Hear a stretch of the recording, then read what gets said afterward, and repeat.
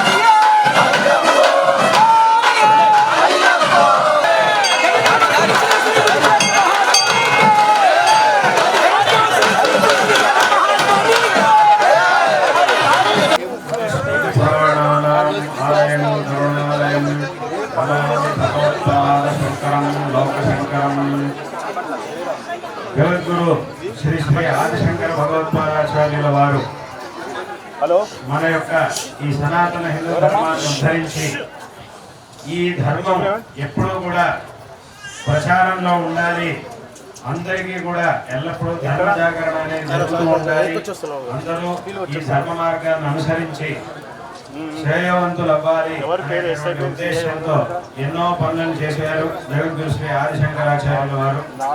వారు చేసినటువంటి కార్యములలో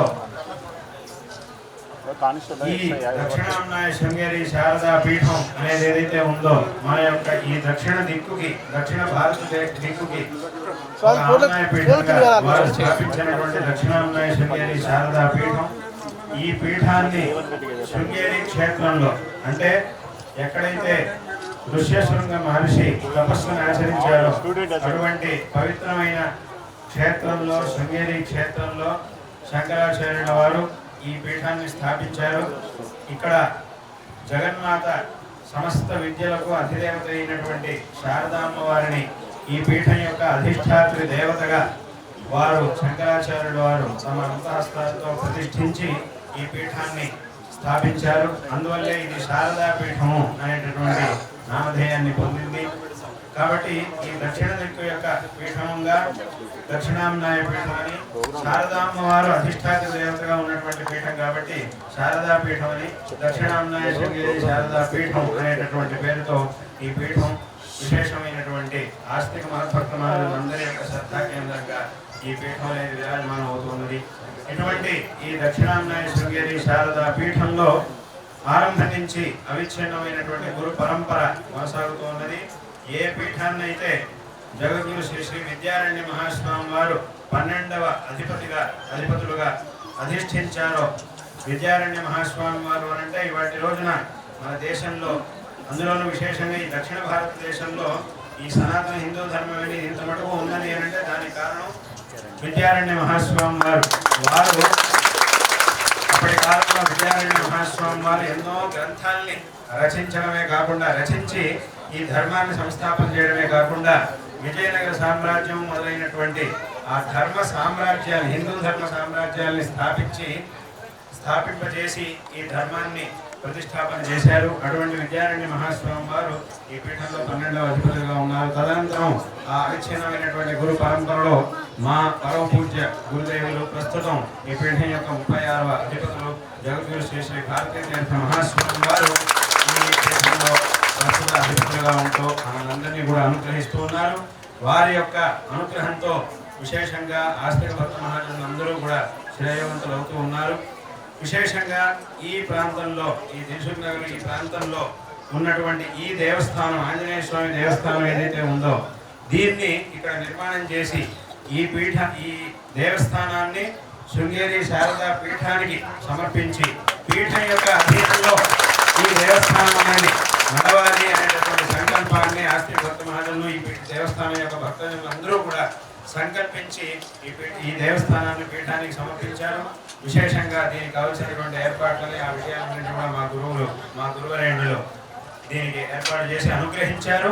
కాబట్టి ఈ దేవస్థానంలో విశేషమైనటువంటి ఆ భగవత్ సాన్నిధ్యం, ఆంజనేయ స్వామి, అమ్మవారు, ధర్మశాస్త్రం అంటే అయ్యప్ప స్వామి యొక్క ఆ విశేషమైనటువంటి సాన్నిధ్యం ఈ దేవస్థానంలో ఉండి వచ్చేటటువంటి భక్త మహాజనులందరినీ కూడా భగవంతుడు అనుగ్రహిస్తూ ఉన్నాడు, ఆంజనేయ స్వామి అనుగ్రహిస్తూ ఉన్నాడు. అందులో విశేషంగా మన దేశంలో ఆంజనేయ స్వామి యొక్క ఆరాధన అనేది అనాది కాలంగా జరుగుతూ ఉన్నది. ఆ అద్భుతమైనటువంటి మహిమ ఆంజనేయ స్వామిని మనం రామాయణంలో ఆంజనేయ స్వామి యొక్క మహిమని గురించి విన్నాం. అదేవిధంగా ఆంజనేయ స్వామి యొక్క మహిమని ఎంతో మంది భక్తులు ఎన్నోసార్లు స్వయంగా అనుభవించి తెలుసుకున్నటువంటి విషయం. ఇదేదో ఊరికే నోటి మాటల్లోనో పుస్తకాల్లో ఉన్నటువంటి విషయం కాదు. ఆంజనేయ స్వామి యొక్క మహిమ అనేది ఎటువంటిది అనేదాన్ని ఎన్నోసార్లు ఎంతో మంది భక్తులు అనుభవించినటువంటి విషయం. అంటే చాలా సందర్భాల్లో ఏదైనా ఒక పనిని మనం సంకల్పించడం, ఇంక ఈ పని అనేది జరగడం అసాధ్యం, ఇది ఇంక జరగడానికి అవకాశమే లేదు అనేటటువంటి సంక్లిష్టమైన పరిస్థితుల్లో కూడా ఆంజనేయ స్వామిని ప్రార్థించి మళ్ళీ ఆ పనిని కనుక మనం చేయడానికి వెళ్ళినప్పుడు ఎంతో సులభంగా ఆంజనేయ స్వామి యొక్క అనుగ్రహంతో పనులన్నీ కూడా చక్కగా జరిగి ఆ కార్యసిద్ధిని పొందినటువంటి అనుభవాలు ఎంతో మంది భక్తులకు ఉన్నాయి.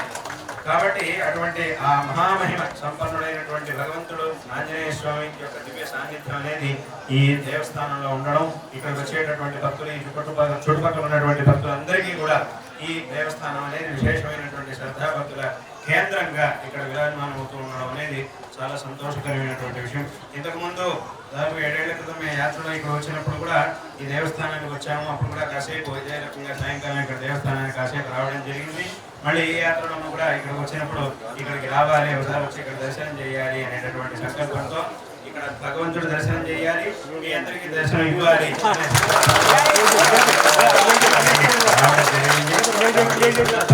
మీ అందరికీ కూడా ఆశీర్వాదాలు తెలియజేస్తున్నాం.